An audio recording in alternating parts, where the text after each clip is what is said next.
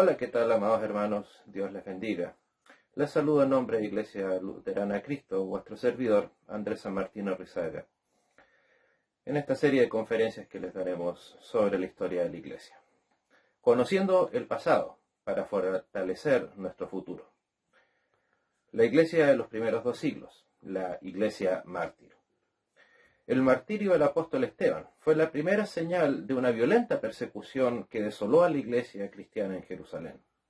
Recordemos que Jesús y todos los apóstoles murieron asesinados, excepto Juan, en Patmos, pero murió después de todo, murió estando encarcelado, y obviamente en esa época las cárceles eran por sobre todo un centro de tortura, así que tampoco se puede decir que fue una muerte de ninguna manera amigable. Pero primero la persecución era por herejía por parte de los judíos y luego por sedición bajo el Imperio Romano. Bajo el gobierno de Nerón, se requería muy poco para condenar a un cristiano a muerte. Bastaba acusarle de propagar entre los romanos una religión no reconocida por el imperio para que la sentencia de muerte cayera rápidamente y despiadadamente. Pero cuando Félix era gobernador en Judea, hubo una severa disputa entre judíos y sirios respecto de la ciudad de Cesarea, muy importante en aquella época. Ambos partidos pretendían que esa ciudad era de ellos. De las palabras pasaron, obviamente, a los hechos, tomando las armas los unos con los otros.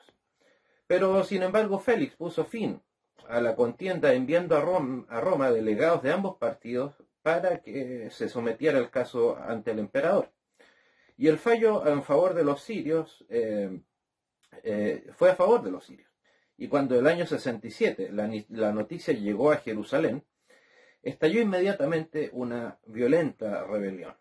Sirios, judíos y romanos se mezclaron en una sangrienta revuelta, que asumió bien pronto un carácter alarmante.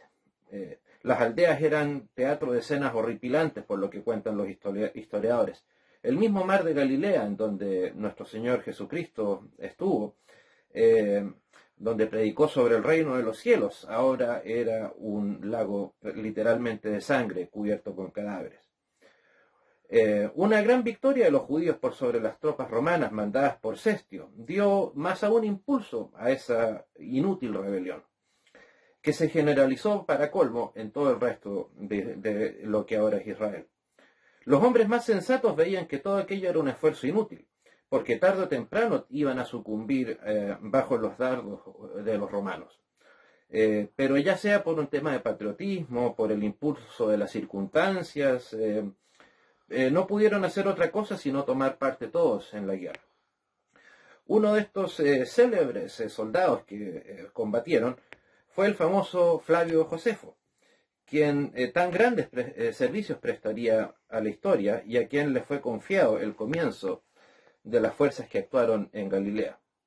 La noticia del levantamiento de Judea llegó a Roma cuando el desquiciado emperador Nerón estaba ocupado en los preparativos de un viaje a Grecia, donde, seguido de un gran séquito de aduladores, iba a lucir sus dotes de supuesto artista, disputándose todos los premios ofrecidos en los concursos que ya se realizaban. Con gran acierto confió al viejo militar Vespasiano el mando de las legiones que tenían que ir a subyugar a Judea. Vespasiano mandó a su hijo Tito hasta Alejandría para reunir las fuerzas que había en aquella región, y él, cruzando el Esponto y los Dardanelos, siguió por tierra hacia Siria. Juntando las fuerzas de Tito, de Antonio, de Agripa y de Soeme, y 5.000 hombres más mandados por los árabes, Vespasiano emprendió la reconquista al frente con aproximadamente 60.000 soldados. Pero entonces comenzó la guerra en Galilea, donde Josefo oponía una heroica y bien estudiada resistencia. La lucha fue ardua, pero José tuvo que ceder el terreno ante los vencedores, huyendo a una caverna en la que pasó un tiempo escondido con unos 40 hombres que le siguieron.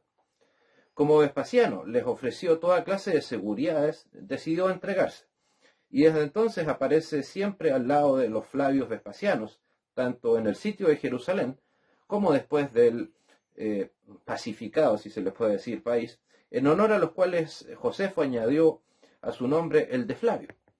Por eso su nombre que conocemos hoy, Flavio Josefo.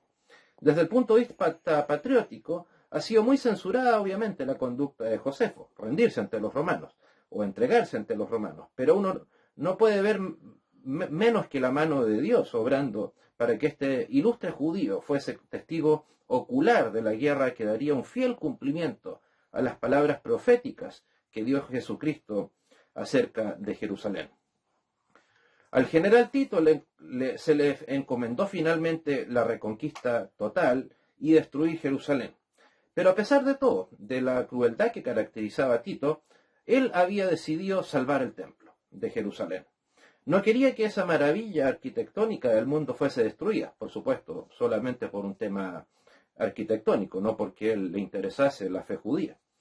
Pero se cuenta que un soldado romano arrojó una antorcha encendida y el incendio del templo se inició con mucha rapidez. Tito en ese momento estaba descansando en su tienda. Al saberlo corrió al templo y ordenó, a pesar de todo, que se detuviese el fuego. Pero todo fue inútil. ¿Por qué? Recordemos, uno mucho mayor que Tito había dicho: no quedará piedra sobre piedra que no sea derribada, nuestro Señor Jesucristo. Eso ocurrió el año 70 de nuestra era. Las víctimas de aquella espantosa catástrofe llegaron, según algunos historiadores seculares, laicos, a los 1.100.000, o sea, al 1.100.000 hombres, mujeres y niños, y se agrega que los que murieron en combates posteriores.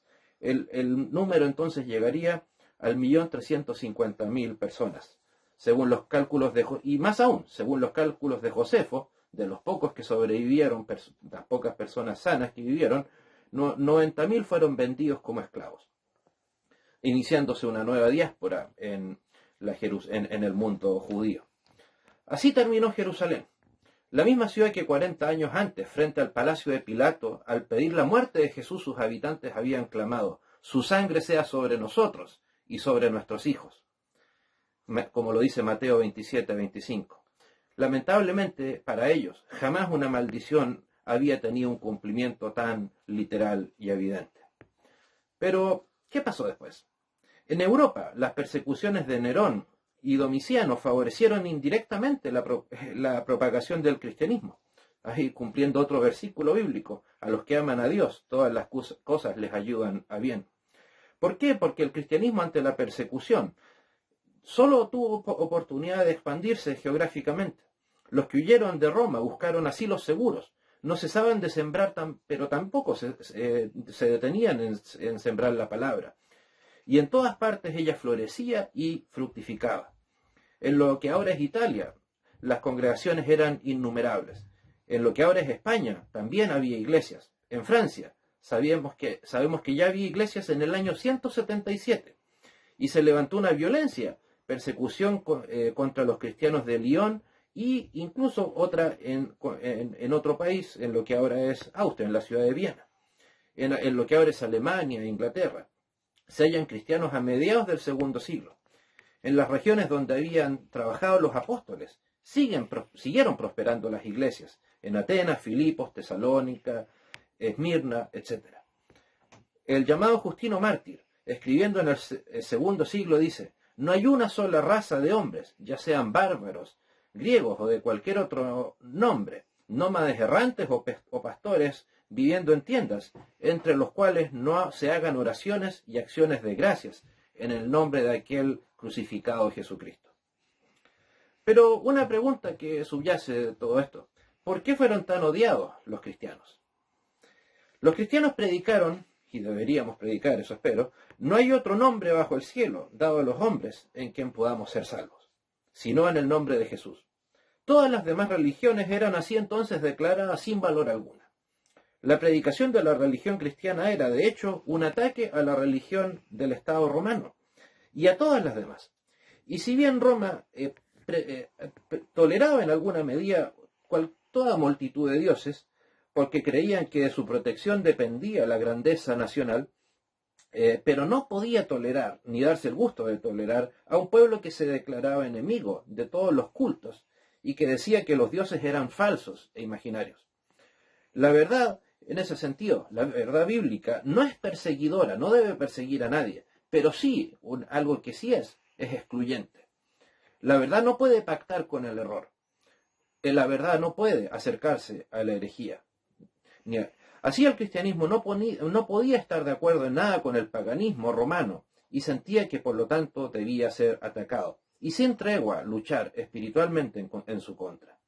Bastaba anunciar las doctrinas de Cristo para que esto fuese un ataque al paganismo, y la sola presencia de cristianos era una elocuente condenación de aquel sistema pagano. La santidad de los cristianos también fue una de las causas que contribuyó al despertar el odio a los enemigos de la verdad.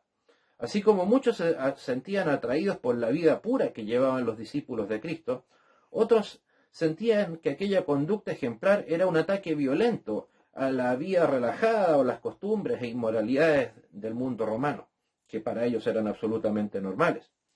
Jesús había dicho a sus discípulos años antes: si fuereis del mundo, el mundo amaría lo suyo, pero porque no sois del mundo, antes yo os elegí del mundo, por eso el mundo os aborrece.